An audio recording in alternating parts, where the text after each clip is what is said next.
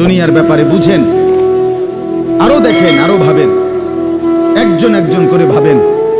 দুনিয়া আরো যদি সাজান, খোদার কসম ক্ষণিকের ক্ষণিকের ক্ষণিকের অল্প সময়ের দুনিয়া চমৎকার সাজাইয়াও তৃপ্ত হইতে পারবেন না, তৃপ্ত হইতে পারেন।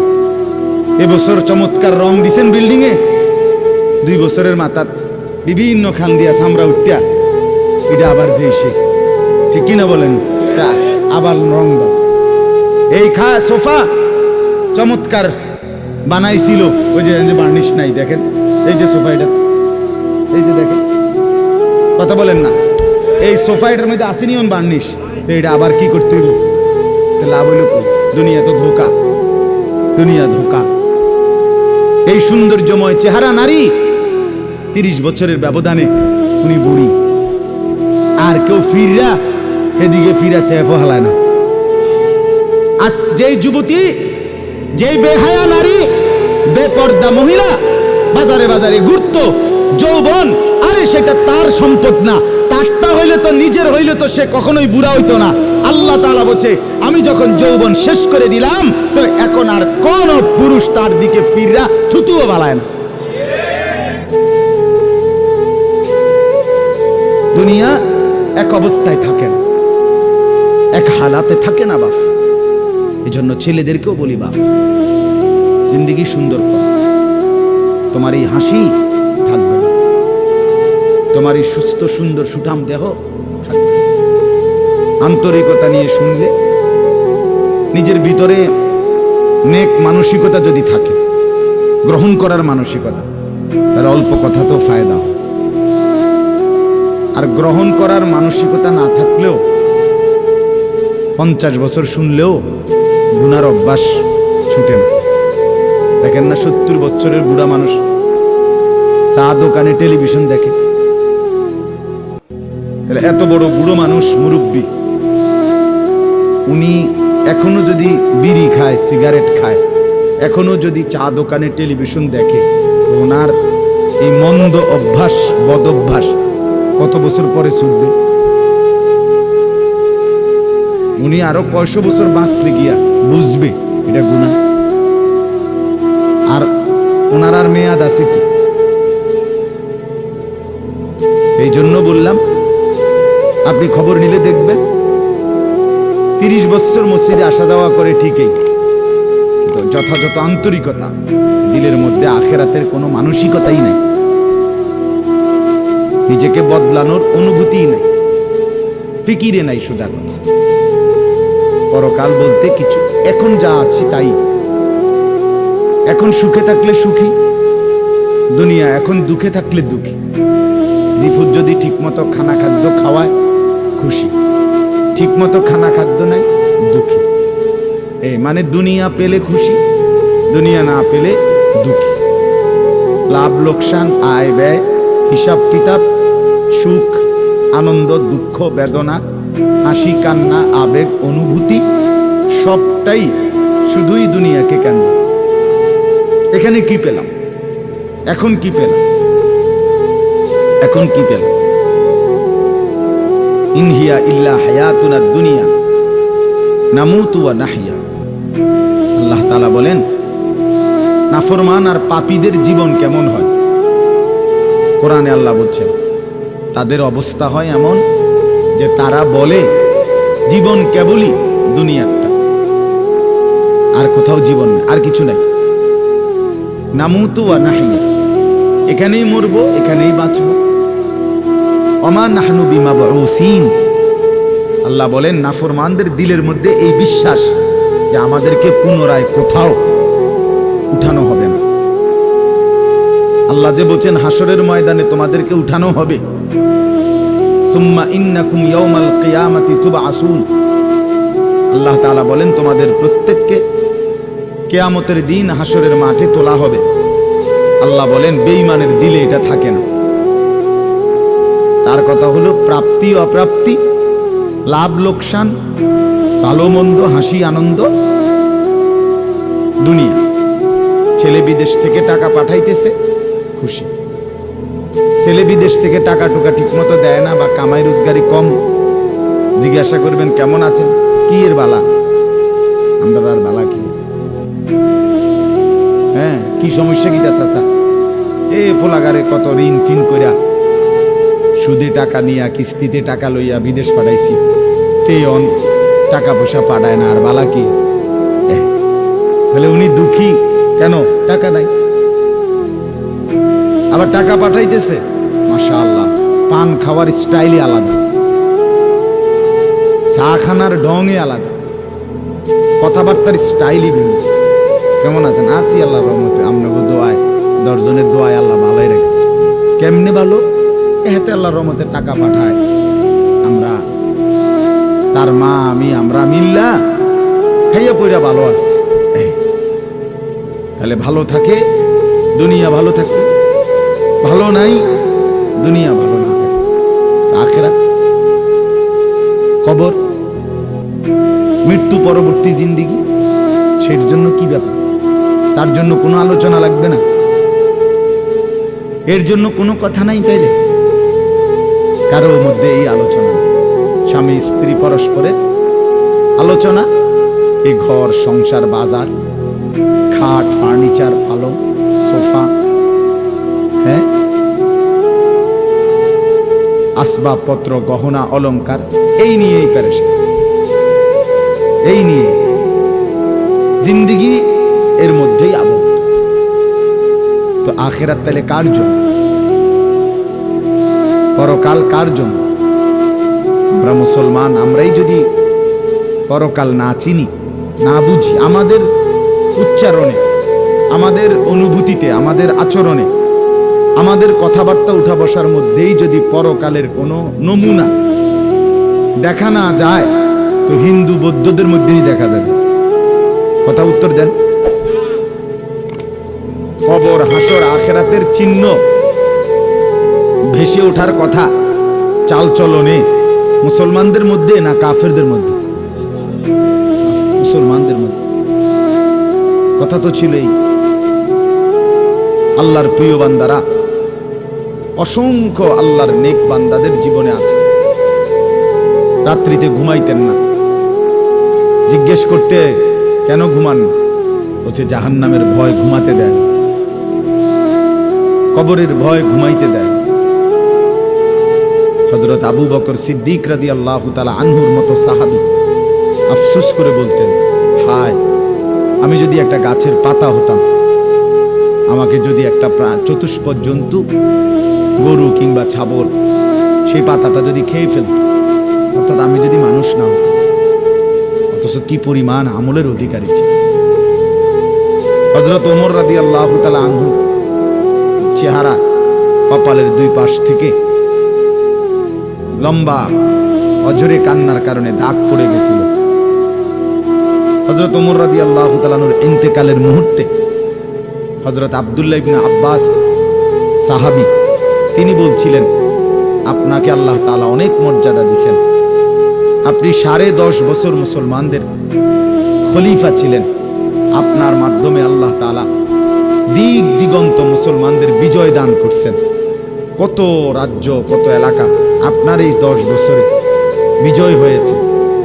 আপনার অনেক সম্মান, অনেক মর্যাদা, অনেক গুণ, অনেক বৈশিষ্ট্য। হযরত ওমর রাদিয়াল্লাহু তাআলা আনহু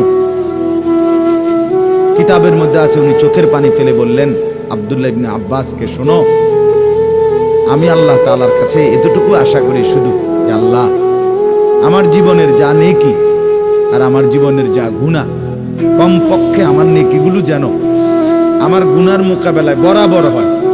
অর্থাৎ এতটুকু নেকি যেন কমপক্ষে হয় যে গুনাহগুলোকে মোচন করে দেয়, নেকিগুলো দিয়ে গুনাহগুলো যেন মিটে বরাবর হয়। এদূর যদি হয় তো আমি আল্লাহর কাছে সন্তুষ্ট নিজেকে মনে করি, আমার এদূরে সারব।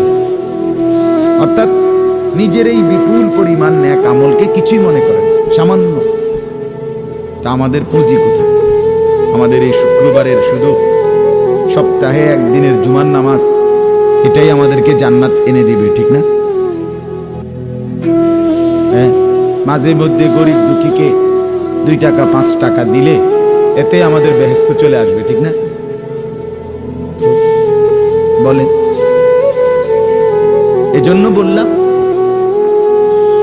আমরা প্রত্যেকে আন্তরিকতা নিয়ে ভেতরে যারা মনোযোগ দিয়ে শুনুন, দেখবেন আমার আপনার ভিতরে যদি অনুভূতি তৈরি হয়, ভাবনা তৈরি হয়, ফিকির আসে, সবাই একসাথে হবে না, সবাই একসাথে বদলায় না, সবাই একসাথে পরিবর্তন হয় না, কারো কপালে পরিবর্তন হয়ই না, বদনসিব, কারো সময়ের ব্যবধান হয়।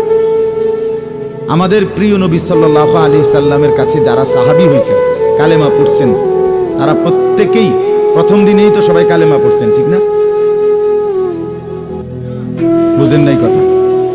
যতজন সাহাবী হয়েছে নবীজির সবাই একদিনেই কালেমা পড়ে ফেলছে নাকি? তাহলে সময়ের আগ পিছ আছে কিনা বলেন? কেউ প্রথম দিন কালেমা পড়ছে, কেউ 21 বছর পরে কালেমা, কেউ 22 বছর পরে কালেমা। তো যিনি 23 বছরের মাথায় কালেমা পড়ছে তিনিও কামিয়াব, যিনি প্রথম দিন কালেমা পড়ছে তিনিও কামিয়াব, সৌভাগ্যবান। এই জন্য বুঝ আসবে, এর মধ্যে আকৃষ্ট হবে। সবাই একই দিনে জোনায়েদ বাগদাদি হবে না, সবাই একদিনে বাইজিদ বুস্তামি হবে না, সবাই একদিনে রাবেয়া বসরি হবে না, সময়ের ব্যবধান হবে, আকৃষ্ট হবে। এবং কারো কপালে হেদায়েত জুটবেই না। ইন্নাকা লা তাহদি মান আহবাবতা। আল্লাহ তাআলা আমাদের নবী সাল্লাল্লাহু আলাইহি সাল্লামকে বলছেন, আপনি খুব চাইলে, ভালোবাসলে আপনি নিজে কাউকে হেদায়েত দিতে পারবেন না, সেখানে আমি কি? কথা বলেন, সেখানে আমাদের কোনো পাত্তা আসেনি কোনো? খুদ রাসূলকে আল্লাহ বলছে, হে নবী আপনি চাইলে হবে না, আমি চাইতে হবে। ওয়ালাকিন্নাল্লাহ ইয়াহদি মান ইয়াশা, বরং আমি আল্লাহ যাকে চাই আমি তাকে হেদায়েত দান করি। তাহলে মূলত হেদায়েত দেয় কে? ফয়সালা কার হাতে? আমার বলা আপনার শোনা কোনোটাই মূল বিষয় না। মূল বিষয় হলো এটা একটা উসিলা ধরা, কিন্তু মূল ফয়সালা কার হাতে? ওয়ালাউলা ফাদলুল্লাহি আলাইকুম ওয়া রাহমাতু। মাজ এই বেটা মোবাইল না ধরতে মানা করছি, সুন্দর করে বললে হয় না। অনেকের খাসিয়ত এতটাই যে ধমক না দিলে, কথা বুঝছেন না, এটা তার একটা তবিয়ত হয়ে গেছে। না আমারে এমনি করলে আমি বুঝতাম না, আমার ধমকাইছিল। বদ অভ্যাস মানে জিন্দিগির একটা মিনিট লজ্জা শরম কিচ্ছুর কোনো ধার ধারে না। ছেলেরা মোবাইল ছাড়া 1 মিনিট থাকতে রাজি। এবারে মা দেখুক, নাহলে বাফে দেখুক, নাহলে হুজুর দেখুক, নাহলে একবারে আব্দুল কাদের জিলানি দেখুক, আমার এতে কোনো অসুবিধা নেই। আমার দরকার মোবাইল আছে, আমি আছি, খালাস। আমার জিন্দিগির এবার ইজ্জত থাক বা না থাক, আমার চরিত্র থাকুক বা না থাকুক, আমার আল্লাহ খোদা আখেরাত পরকাল কিচ্ছু না থাকুক, আমার মোবাইল আছে, খালাস, আমার জিন্দিগি সাথে। এই হলো জিন্দিগি, মানে জীবনটাই মোবাইলটাই জীবন। বেঁচে আছে মোবাইল টিপবার জন্য, মোবাইল বানানো হয়েছে তার কাছে পৌঁছবার জন্য। আজ ছেলেদের হালাত মানে বেঁচেই আছে, এটার জন্য বেঁচেই আছে। জিন্দিগিটাই এটার সাথে সম্পর্ক, জীবনটাই এটার সাথে। পৃথিবীতে কোনো যুগে মনে রাখবেন, এই পৃথিবীর ইতিহাস এটা, পৃথিবীতে কোনো যুগে একসাথে সম্মিলিতভাবে যুব সমাজ এত বেশি গাফেল, অকর্মণ্য, অপদার্থ কোনো যুগে হয় নাই একসাথে। এখন যেটা আগে একটা সমাজে, একটা এলাকায় বখাটে দুশ্চরিত্র একজন ছিল, দুইজন ছিল, চিহ্নিত, কথা বোঝেন নাই, চিহ্নিত, তারে মানুষ চিনত, তে সুর গ্রামে চুক্তি হয়তো একজন, তে একটু খারাপ, তার লগে মিশ্র না। কিন্তু এখন ভদ্রঘরের ছেলে, স্বাভাবিক ঘর থেকে বের হইছে মুসলমানের ছেলে, দিনের পর দিন, রাতের পর রাত এক ওয়াক্ত নামাজ পড়ে না। এতে মা বাবারও কোনো আফসোস নাই, এলাকাবাসীরও কোনো আফসোস নাই, পাড়া মহল্লার সর্দার মাতব্বর কারো কোনো আফসোস নাই, কারো মুখে এই নিয়ে কোনো আলোচনা নাই যে কি আমগো এলাকার যে ফোলাফাইন্ডি এগুলা যে কোনো নামাজই পড়ে না, আমগোর সামনে দুষ্টামি করে, হাঁটাহাঁটি করে, আমরা কি এটা বলতে পারি না? এই অনুভূতিটুকু পর্যন্ত লোপ পাইছে।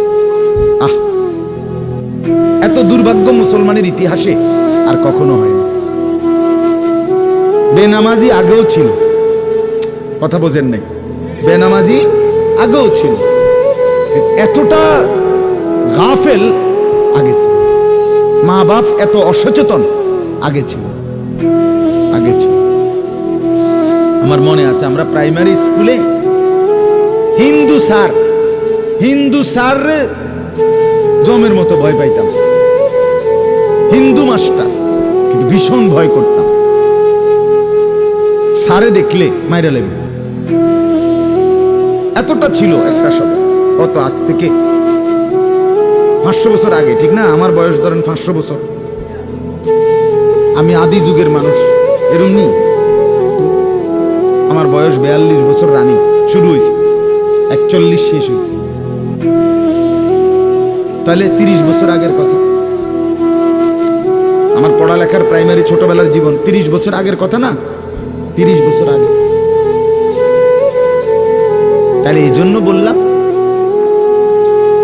জিন্দিগিটা মোবাইলটার উপরে তুলে দিস, হাসি কান্না আনন্দ বেদনা, হাসলে কাশলে, পেশাব পায়খানা টয়লেট বাথরুম, হ্যাঁ, হোটেল রেস্তোরাঁ পার্ক, যেখানে যখন যাবে 24 ঘন্টার মেইন কাজ আগে একটা ছবি উঠানো, আগে ছবি উঠে, এরপরে বাকি কাজ। আমি সেদিন ওই ফেরির মধ্যে উঠছি, বুঝছেন, ফেরি পার হমু আর কি, আমার গাড়ি উঠছে, আমি উঠছি, তো দেখলাম যে মোটরসাইকেল দিয়ে এক ছেলে ফেরিতে, মোটরসাইকেলটা নিয়ে উঠছে ফেরিতে, ওইটা মাত্র এক পাশে এটারে ব্রেক করে থুইয়া মানে 1 মিনিট দেরি হয়েছে না, আগে এটার পাশে দাঁড়াইয়া একটা ছবি উঠাইছে, উঠাইয়া চুল টুল ঠিক করে ছবিটা 2-3টা পোস্টে উঠাইয়া এরপরে হেঁটে চারিদিকে চাইছে যে আগে মানুষ আসেনি আরো না, আমি শুধু ফিরি, মানে তার প্রথম দায়িত্ব কি উঠানো, ছবি উঠানো। কি পরিমাণ ছাগল মানুষের বাচ্চা পরিণত হয়েছে বুঝতেছে। তুমি মোটরসাইকেলের লগে খাড়াইয়া ফেরির মধ্যে ছবি উঠাইয়া ফেসবুকে দিলা, তোমার এটা কোন ছাগলে দেখবো? এটার মধ্যে দেখার কি আছে? মোটরসাইকেল কি বাপ দাদা 14 গোষ্ঠী কেউ চালাইছে না? কথা বলেন না কেন? তো তুমি এটা কিতা দিয়ে এলা, কি দেখুন কি আছে এটা? মোটরসাইকেলে কি আশ্চর্য আর তুমি কি আশ্চর্য? কথা বলে এমন যদি হইতো যে আমি চাঁদের দেশে গিয়ে মাত্র মোটরসাইকেলটা থুইয়ে এখন চাঁদের দেশের থেকে একটা কি দিছি, মাশাআল্লাহ ভালো কথা, তো বেড়া চাঁদের দেশে মোটরসাইকেল চালায়, এটা একটা বিশেষ কিছু হইতে পারে, কিন্তু এনতে রোডেতে চালাইয়া গিয়া ফেরি তুটছে, এটার মধ্যে আশ্চর্যের কি আছে? মানে রুচির দুর্ভিক্ষ, রুচিহীনতা, মন মানসিকতা একদম নিচে নেমে গেছে, একদম অনুভূতি বিবেক লোপ পেয়ে, মা বোনদের বেহায়াপনা চূড়ান্ত সীমায় নেমে গেছে। মহিলারা পুরুষ সামনে দোনো পাশে ডানে বামে হাঁটতে উঠতে লড়তে দৌড়তে কোনো লজ্জাবোধ করে না। কি বেড়ার গাত লাগে না, বেডিতের গাত লাগে না, অটোর গাত লাগে না, সিএনজির গাত, এত সময় নাই বলে পুরো ব্যস্ত। বাজার মার্কেটিং, দোকান কেনাকাটা, আফসোসের মানে এটাই বললাম আর একসাথে সবাই, অধিকাংশ বেশিরভাগ অধপতন একসাথে মুসলমানের সমাজে 1450 বছরে আর কখনো এতটা ছিল। অল্প অল্প ছিল, অল্প, একজন দুইজন। বেপর্দা নারী, বেহায়া মহিলা, লজ্জা শরম কম, এরম বেডি ছিল একজন দুইজন, 2 গ্রামে 4 গ্রামে। কিন্তু মা বোনদের এখন বাজার আর মার্কেটিং দেখলে মনে হয় না আপনি জিগাইয়ের খবর লইতে বোঝে আপনি বাইক থাকেন কোন টাইমে, সপ্তাহে কোন দিন আপনি বাড়িতে থাকেন কখন আপনি টের। আপনি শনিবারও দেখবেন এবড়ি বাজারে, রবিবার, সোমবার, মঙ্গলবার, বুধবার, বৃহস্পতিবার, শুক্রবার, শীত, গরম, রোদ, বৃষ্টি, বান, তুফান, ঘূর্ণিঝড়, টর্নেডো, সাইক্লোন, সিডর, মহামারী, করোনা, আরো যদি কিছু থাকে, উনি মার্কেটে যাবে, বাজারে যাবে। আফসুসের আফসুসের ব্যাপার, আফসুসের ব্যাপার। আমরা অতিরিক্ত আত্মবিস্মৃত জাতি হিসেবে পরিগণিত হচ্ছি। তো বলতেছি ইনশাআল্লাহ, আমি এই কথাগুলো বললাম, অর্থগুলো আমরা বেফিকির হয়ে গেছি।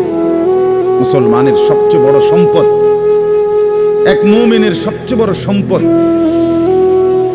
আল্লাহ নবী সাল্লাল্লাহু আলাইহি সাল্লাম 23 বছরে সাহাবায়ে কেরামের জীবন এবং দিল অন্তরে আখিরাতকে বসায় দিয়েছেন। তারা যেন 24 ঘন্টা রাতে কিংবা দিনে, হাঁটতে কিংবা বসতে, ঘরে কিংবা বাহিরে, আখিরাতকে সামনে নিয়েই জীবনটা সাজাইছে, জীবনটা সাজাইছে।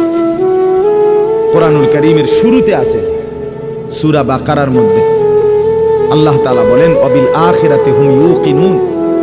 মুত্তাকি বান্দা কারা? কোরআন থেকে হেদায়েত পাবে কারা? কোরআন বুঝবে কারা? আল্লাহর পক্ষ থেকে হেদায়েত পাবে কারা? আল্লাহ বলেন, এই গুণ যাদের, তাদের মধ্যে একটা হলো যারা আখিরাতের ব্যাপারে ইয়াকিন রাখে। ইয়াকিন শুধু বিশ্বাস না, বিশ্বাসটা একদম দিলের মধ্যে ইয়াকিন। আগুন জ্বালায়া ফেলে, এটা শুধু আমাদের ধারণা না, এটা আমাদের ইয়াকিন। ঠিক কিনা বলেন না? পানি ডুবাইয়া ফেলে, এটা আমরা শুধু ধারণা করছি না, বিষয়টা আমাদের এটার মধ্যে দিলের মধ্যে কি আছে? ইয়াকিন আছে। বরফের মধ্যে ঠান্ডা লাগে, এটা আমাদের ধারণা না, এটা আমাদের কি? ইয়াকিন। তার চাইতে বেশি ইয়াকিন আল্লাহ বলে যার অন্তরের মধ্যে আখিরাতের ব্যাপারে, সে মুত্তাকি, সে আমি আল্লাহর পক্ষ থেকে হেদায়েত প্রাপ্ত, সেই সফল, সেই জান্নাতি। ইয়াকিন পর্যায়ে থাকতো, মানে 1 সেকেন্ড আমি যদি দুঃখে পড়তে পড়তে পড়তে জীবনের কোনো চাওয়া পাওয়া পূরণ নাও হয়, কিচ্ছু জীবনের আশা, কত সময় কত কিছু চাইছি, কিছুই পূর্ণ হলো না, খোদার কসম তবুও বিশ্বাস করতে হবে আল্লাহই সত্য, আখিরাতই সত্য। আবার পেতে পেতে আমি যদি গোটা দুনিয়াও পেয়ে যাই, তবুও আমাকে বিশ্বাস করতে হবে এটা স্থায়ী না, এটা কিছুক্ষণের, আমার আল্লাহই সত্য, আখিরাতই সত্য। যার কারণে সাহাবায়ে কেরামের মধ্যে যারা প্রচন্ড গরিব ছিলেন, ওনারাও শতভাগ বন্দিগি করছেন। সাহাবায়ে কেরামের মধ্যে যারা ভীষণ ধনী ছিলেন, তারাও শতভাগ বন্দিগি করছে। হযরত ওসমান রাদিয়াল্লাহু তাআলা আনহু ধনী ছিলেন। হযরত আব্দুর রহমান ইবনে আউফ রাদিয়াল্লাহু তাআলা আনহু অনেক বড় ধনী ছিলেন। 100 উট ওই জামানায়, নবীজির জামানায়, নবীজির ইন্তেকালের পরে এক সালানে 100 উট বোঝাই মাল হযরত আব্দুর রহমান ইবনে আউফের মদিনার বাজারে সালান ঢুকতো, পাইকারি মাল আসতো 100 উটে করে। সেই যুগে, আজ থেকে 1300 বছর 1400 বছর আগে, আপনি বলেন তো কি পরিমাণ ধনী ছিলেন তিনি। একদিন শুধু হযরত আয়েশা রাদিয়াল্লাহু তাআলা আনহা, নবীজির স্ত্রী, বলছিলেন, আব্দুর রহমান, তোমার এই বিপুল মাল, এগুলার হিসাব দিতে দিতে তুমি তো হাসরের ময়দানে ফুলসিরাত পার হতে গিয়া তোমার কোমর বাঁকা হয়ে যাবে। আমরা কিতাবে পড়ছি সাহাবী আব্দুর রহমান ইবনে আউফ, ওনার উট 100 উটের মাল মদিনার বাজারে পাইকারি চালান নামাইতেছিল। তখন উনি এই সময় শুনছে এই কথাটা, ওনার কানে আসছে, সাথে সাথে সবাইকে ডেকে বলছে, ব্যবসায়ীদেরকে, বাজারের লোকদেরকে, তোমরা সবাই সাক্ষী থাকো। আমি আব্দুর রহমান আল্লাহকে কসম করে সাক্ষী রেখে বললাম, এই 100 উট বোঝাই মাল সহ আমি আল্লাহর রাস্তায় সাদকা করে দিই। বিনিময়ে তবুও আমি কিয়ামতের দিন আখিরাতে ফুলসিরাত বাঁকা হয়ে পার হইতে চাই না, সোজা হইয়া পার হইতে চাই। আখিরাত হারাইতে চাই না, পরকাল হারাইতে চাই না। দুনিয়া হারাই ফেললাম, দুনিয়া হারিয়ে ফেললাম। দুনিয়ায় কোনো লস নাই, কারণ দুনিয়া পুরাটাই লস। আলগা লস আবার কি? কথা বুঝেন নাই আপনি? দুনিয়া পুরাটাই কি লস, আলগা লস কি? বিশ্বাস করে 500 টাকা জাগাত লস খাইলাম না রে মিয়া, দুনিয়া পুরাটাই লস। সোফা এটা পুরাটাই লস, কারণ এটা কোনো আখিরাতে যাবে না। কথা বলেন না কেন? এই দামি বিল্ডিং এটা পুরাটাই লস, এটা যাবে না, এটা যাবে। কিন্তু সেজদা পুরাটাই লাভ। এটা একটা সেজদা দুনিয়াতেও কল্যাণ আনবে, আখিরাতেও জান্নাত আনবে। এটা লাভই লাভ, এটা লাভই লাভ। এজন্য সবাইকে বললাম, শুনেন সবাই, কিন্তু সবাই বদলায় না কা, এটা আপনার ভাবার দরকার। আপনি বদলাবেন কিনা সেটা ভাবার দরকার। সবাই লইয়া চিন্তা করলে একসাথে, যে যেদিন আমরা গ্রামের সবাই ভালো হবে, নামাজি হবে, সেদিন থেকে আমিও পড়মু, তাইলে হইতো না। আপনি জীবনও পারতেন, তাইলে পারতেন না। আপনি আগায় যাইতে হবে আলাদা, অন্যকে ডাকতে হবে আল্লাহর দিকে, কিন্তু নিজেকে বাদ দেওয়া যাবে না। নিজের জীবন গঠন করতেই হবে, নিজের জীবন। আমি আপনাদের সবাইকে বললাম এশার নামাজ পড়েন। এখন সবাই পড়লো না দেখে বুঝি আমি পড়তাম না। কথা বলেন না কেন?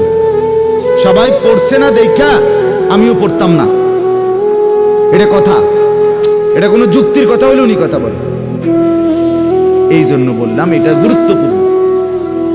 আমরা এটা বুঝি কম। আমরা শয়তানে বুঝাই দিছে, ইবলিসে, যে বলবি কি করমু, গ্রামের সবাই এটা কয়, 10-এর এটা মানুষের, এটা এই মানুষের উপরে বলে, সবাই বলছে। সবাই বললে কি হয়েছে? তাই বলে আপনি, সবাই বলছে পানির ঝাঁপ দিতে, এজন্য আপনি পানিতে ঝাঁপ দিবেন? সবাই বলছে আগুনে পড়তে, এজন্য আপনি আগুনে পড়ে যাবেন? কোনো বাস যদি অ্যাক্সিডেন্ট হয়, 50 জন যাত্রীর মধ্যে যদি 49 জনও মারা যায়, আর একজন লোক যদি বুঝে সে বাঁচতে পারবে, বের হইতে পারবে, এই কারণে সে যে না 49 জন মরে গেছে, যেহেতু আমার আর বাচ্চা লাভ কি, আমিও মরে যাই, এটা নিয়ে কই বসে, সে কি একা হলেও বাঁচতে চাইবে না? তাহলে আপনি জাহান্নাম থেকে বাঁচতে চাইবেন না কেন? সেটা কি আগুন না? সেটা কি এর চাইতে বড় বিপদ না? তো এজন্য কোরআনুল কারীমে আল্লাহ তাআলা বলছেন, প্রথমে সবার কথা বলার আগে বাই সিরিয়াল নবীজিকে, ইমানদারদেরকে সবার কথা বলছে, কিন্তু সবার আগে বলছে কু আনফুসাকুম।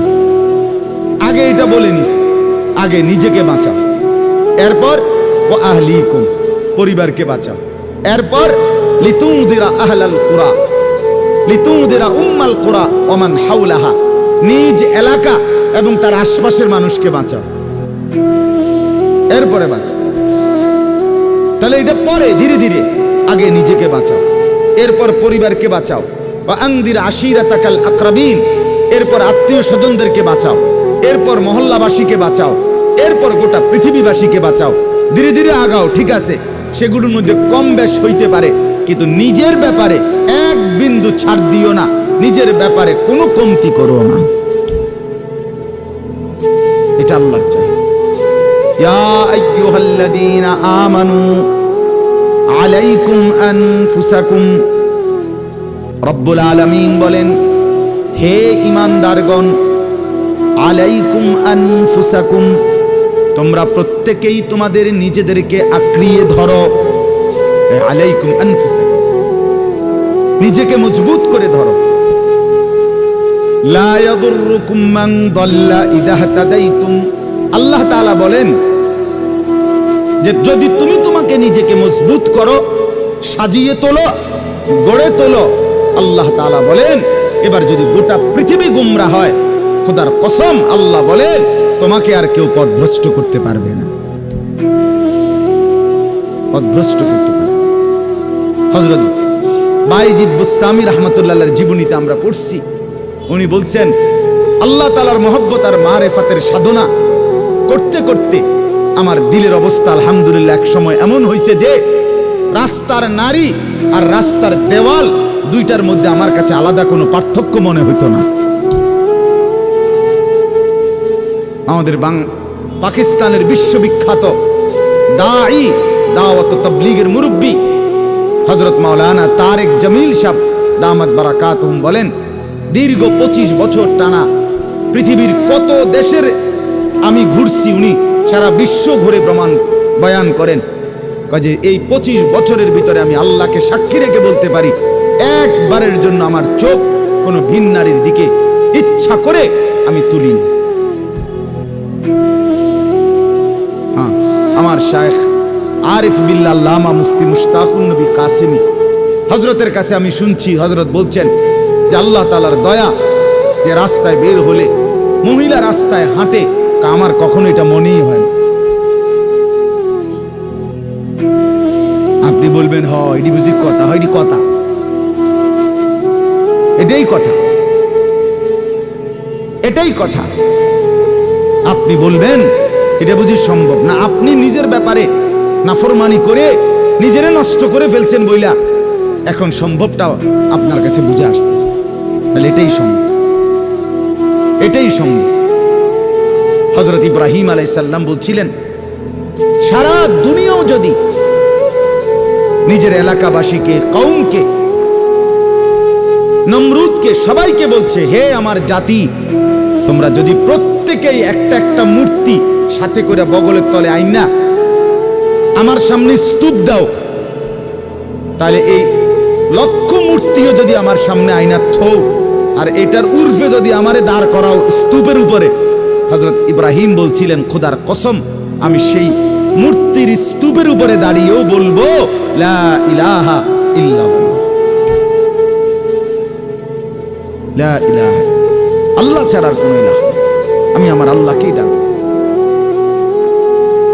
আমরা কিতাবে পড়ছি রাসূলুল্লাহ সাল্লাল্লাহু আলাইহি সাল্লামের একজন নওজোয়ান যুবক সাহাবীকে খ্রিস্টান যুদ্ধে খ্রিস্টান সৈন্যরা বন্দী করছিলেন। খ্রিস্টান সেনাপতি এতটা সুন্দর ছিলেন, উনি নিজের মেয়েকে বিয়ে দেওয়ার জন্য খ্রিস্টান সেনাপতি ওই যুবক সাহাবীকে প্রস্তাব দিছিলেন, তুমি আমার ইসলাম ছেড়ে খ্রিস্টান ধর্ম গ্রহণ করো, আমার সুন্দরী রূপসী কন্যা তোমাকে বিয়ে দেব। তিনি বলছেন আল্লাহর কসম আমি তো গোটা পৃথিবী ত্যাগ করতে পারি কিন্তু ঈমান ছাড়তে পারি না। তখন বন্দী করে রাখছে নিজের রূপসী মেয়েকে 3 দিন আবদ্ধ ঘরে।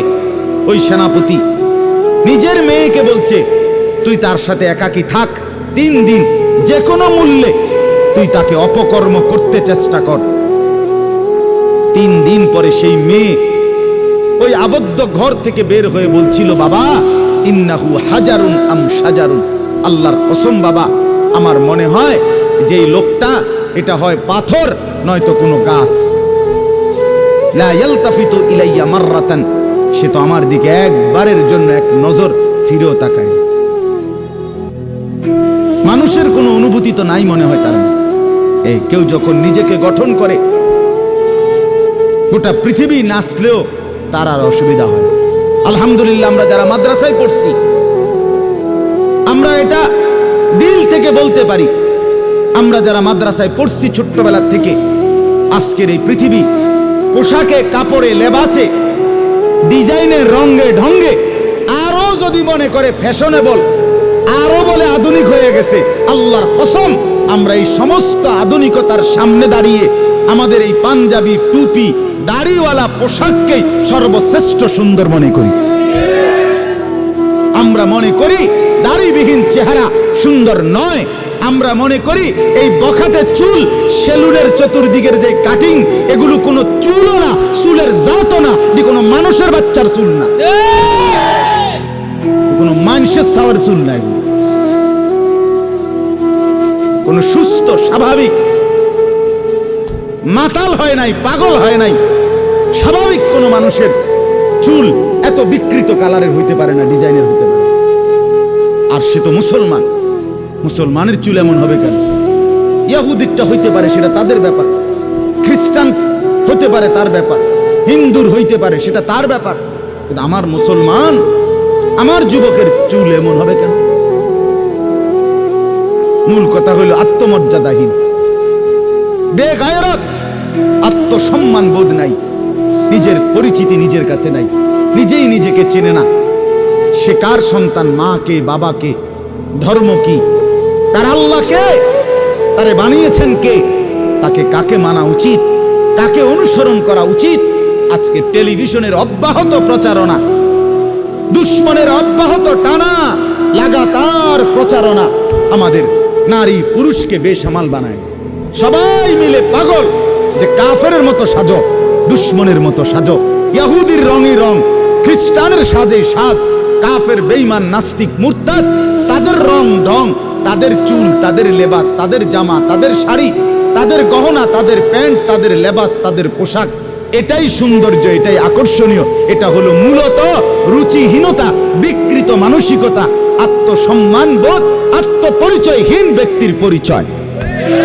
যে নিজেকে চিনে না, যে জানে না আমি চিনি আলহামদুলিল্লাহ, আমার আল্লাহ আছে, আমার একজন রসুল আছে, আমার একটা কিতাব আছে, আমার একটা ধর্ম আছে, আমি কেন অন্যের পোশাক পরব, আমি কেন অন্যের রঙে সাজবো? আমি কি ফকির? কথা বলেন না কেন? আমি ফকির নাকি বেটা? আমি তোরটা মতো মানবো কেন? আমার আল্লাহ আছে না, আমার রসুল আছে না, আমার লক্ষ চাইতে বেশি সাহাবী আছে না, আমার আউলিয়ায়ে কেরাম আছে না, ওলামায়ে কেরাম আছে না। তাইলে এজন্য দয়া করে প্রত্যেকে ফিকির করে, আত্ম উপলব্ধি বড় নিয়ামত, বড় নিয়ামত। নিজেকে চিনা, নিজের বুঝ বুঝা, দুনিয়ার ব্যাপারে বুঝেন, আরো দেখেন, আরো ভাবেন, একজন একজন করে ভাবেন। দুনিয়া আরো যদি সাজান, খোদার কসম ক্ষণিকের, ক্ষণিকের, ক্ষণিকের, অল্প সময়ের দুনিয়া চমৎকার সাজাইয়াও তৃপ্ত হইতে পারবেন না, তৃপ্ত হইতে পারেন। এবছর চমৎকার রং দিছেন বিল্ডিং এ, 2 বছরের মাথাত বিভিন্ন খান দিয়া সামরা উঠিয়া এটা আবার যে সেই, ঠিক কিনা বলেন? আবার রং দাও। এই সোফা চমৎকার বানাইছিল, ওই যে বার্নিশ নাই, দেখেন এই যে সোফা, এটা এই যে দেখেন, কথা বলেন না, এই সোফা এটার মধ্যে আসেনি অন বার্নিশ, তো এটা আবার কি করতে হইব? লাভ হইল কো? দুনিয়া তো ধোকা, দুনিয়া ধোকা। এই সৌন্দর্যময় চেহারা নারী, 30 বছরের ব্যবধানে উনি বুড়ি, আর কেউ ফিররা এদিকে ফিরা সেফ হালায় না।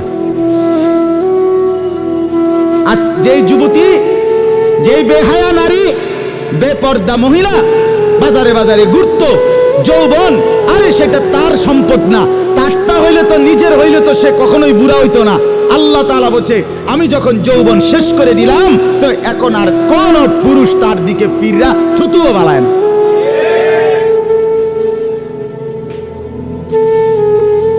থুতুও ফেলে না। হায়াতের প্রত্যেক মুহূর্ত আল্লাহর দাম। দুনিয়া অল্প ক্ষণিকের, দুনিয়ার প্রত্যেকটা অবস্থা পরিবর্তনশীল। এই যে বৃষ্টি হচ্ছিল, এখন নাই, আবার একটু পরে হইতে পারে। এই যে অন্ধকারে ঢাকা, এটা স্থায়ী না, একটু পরে আবার সকাল হবে। এই যে চমৎকার আলো, এটা স্থায়ী না, একটু পরে আবার সন্ধ্যা হবে। এই তো হাসতেছে লোকটা, কিছুক্ষণ পরে আবার কাঁদবে। এই সুস্থ মানুষ, কিছুক্ষণ পরে আবার ব্যারাম, রোগ, এরই নাম দুনিয়া। ঘুরতে থাকে, পরিবর্তনশীল, স্থায়ী না। অল্প সময়, অল্প সময়, দুনিয়া অল্প কিছুক্ষণের, আখিরাত স্থায়ী। মৃত্যু পরবর্তী জিন্দেগি স্থায়ী, সেটা হবে। এটা যেহেতু হইছে, ওইটাও হবে। এটা যিনি নিয়ন্ত্রণ করে, সেটাও তিনি নিয়ন্ত্রণ করেন। আমাদের কারো ইচ্ছায় সন্ধ্যা হয় না, আমাদের কারো ইচ্ছায় ভোর হয় না। তাহলে বোঝা গেল আলাদা কেউ নিয়ন্ত্রণ করে, তিনিই বলছে আখেরাত হবে। কাজে এটা যেহেতু হইছে, সেটাও হবে। কথা বলেন না কেন? হ্যাঁ,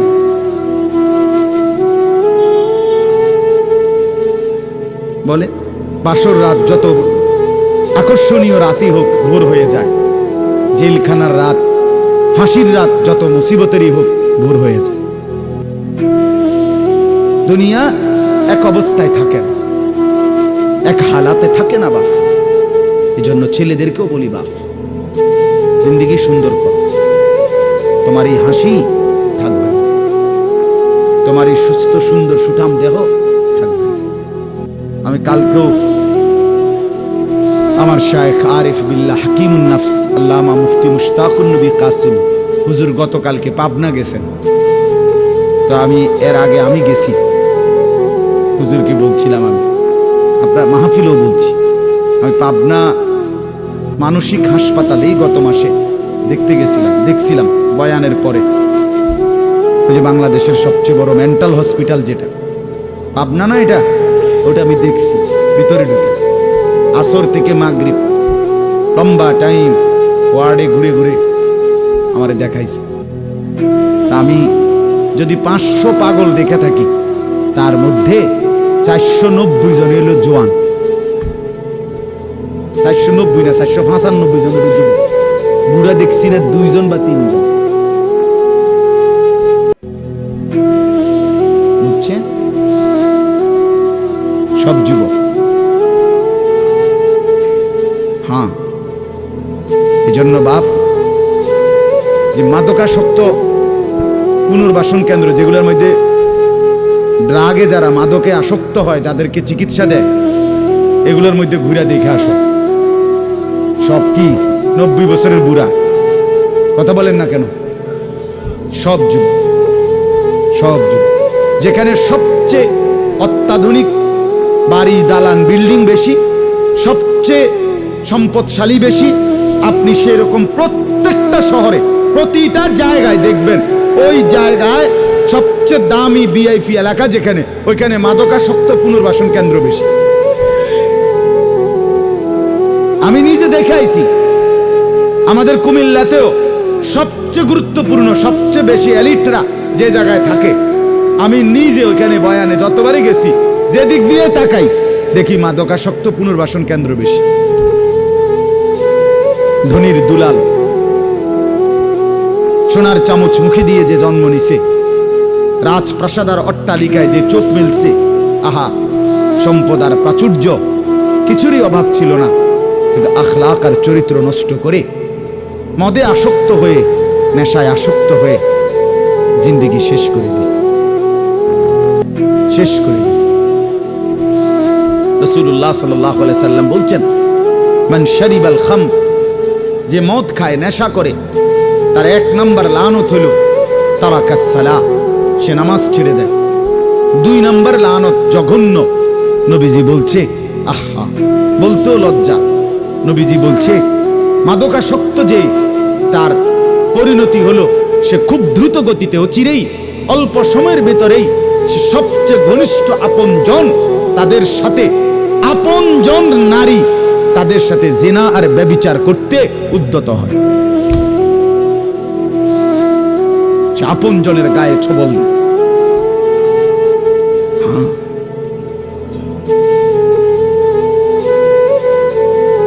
এজন্য জিন্দেগি গঠন করা, দুনিয়া নিয়া খুব বেশি মাতামাতি চলতেছে, খুব বেশি দুনিয়া সাজাইতেছে সবাই। সুন্দর গাড়ি, সুন্দর বাড়ি, সুন্দর পার্ক, সুন্দর হোটেল, সুন্দর রেস্তোরাঁ, সবার চেষ্টা দুনিয়া লোভনীয় করা। একটা বোরখা গায়ে দিবে নারী, এইটার উপরে সে ডিজাইন করতে করতে, এটার আর বোরখা মেন যে অস্তিত্ব এটার নাই। এটার মধ্যে এই পরিমাণ রং ডং লাগাইছে, এবারে এটার মধ্যে বোরকা কোনটা এটার খুঁজে পাওয়া যায়। অসভ্যতা, মানে একটাই মাকসাদ, নিজের দেহ দেখাও, আবার কাপড়ের রংঢংও দেখাও। তাহলে হায় বোন, তোমার পর্দা কোনটারে বলে? তাইলে পর্দা কোনটাই বলে? যদি বেড়াই ঘাস খায় তো সেই বেড়া দিয়ে লাভ কি? যদি বোরকাই রঙ্গিলা হয়, বোরকার মধ্যে যদি ফুল টুল লাল নীল রঙ্গিলা হয়, তো সেটাও তো পুরুষ লোভের দৃষ্টিতে দেখবে, তো ঢাকবে কি? কে কারে ঢাকে তাইলে বলে? এজন্য দয়া করে প্রত্যেকেই, ছেলেদেরকেও বললাম, বাবাদেরকেও বললাম, মা বোনকেও বললাম, প্রত্যেকেই দুনিয়ার মোহ কমা। দুনিয়া অল্প কিছুক্ষণ। দুনিয়া কতক্ষণ বলেন না? আখিরাতে স্থায়ী। আখিরাতে স্থায়ী। দুইটা মিলান একসাথ করে। দুনিয়া বাদ দিতে বলি না, দুনিয়া বাদ দিয়েন না। বাজার আমরাও করি, দুনিয়া বাদ দিতে বলি নাই, আখিরাত বাদ দিতে নিষেধ করছি। দুনিয়া বা অনেক মানুষের কইলে কয়, হ্যাঁ তাইলে কি এ হুজুরগো কথা দইরা বাজার সদাই আয় রোজগার ইনকাম সব থুইয়া আল্লাহ বিল্লাহ করতে বললো নাকি? আমনের এটা আমরা কইছিনি কোনোদিন। তাহলে আপনি ফাজিলি কথা বললেন কেন বলেন? আখিরাত মানে কি? জঙ্গলে চলে যাওয়া। আখিরাত মানে কি? সুন্দরবনে চলে যাওয়া। আখিরাত মানে কি? পাহাড়ের উপরে উঠে যাওয়া। তো তাইলে আপনারা বাদ দিতে বলছে কে?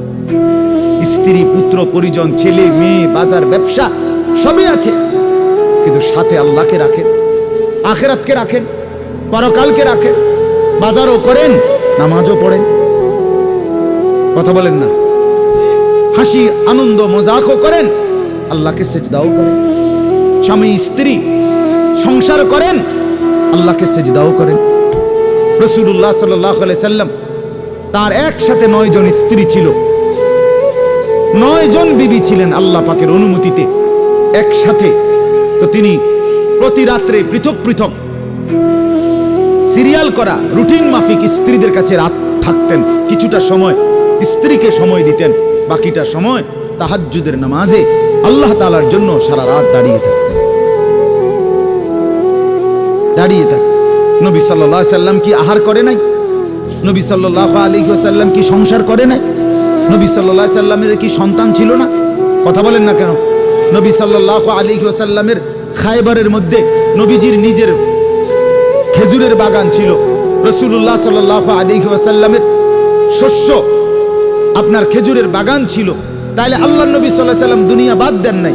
সাহাবায়ে কেরামের অসংখ্য সাহাবী তারা বাজার করতেন, ব্যবসা করতেন, তরি তরকারির চাষাবাদ করতেন, খেজুরের বাগান করতেন, আঙ্গুরের বাগান করতেন, তারপরে আখিরাতের বন্দিগিও করতেন। তাকে বাদ দিতে বলছে কেউ আপনাকে? আমরা বললেই উল্টা কথা কয়, উল্টা মাইতো না চাই। হুজুরের এত কথা ধরলে আর চলন যাইতো না। না আপনি একটা চলিন হইয়া গেছেন, আর আমরা উঠতে রয়েছি সবাই। আমনে গেল ভাত খান, আমরা 3 বেলা চিরা খাই ভিজাইয়া। এজন্য দয়া করে আখিরাত বাদ দিয়েন না, আখিরাতকে মিলান।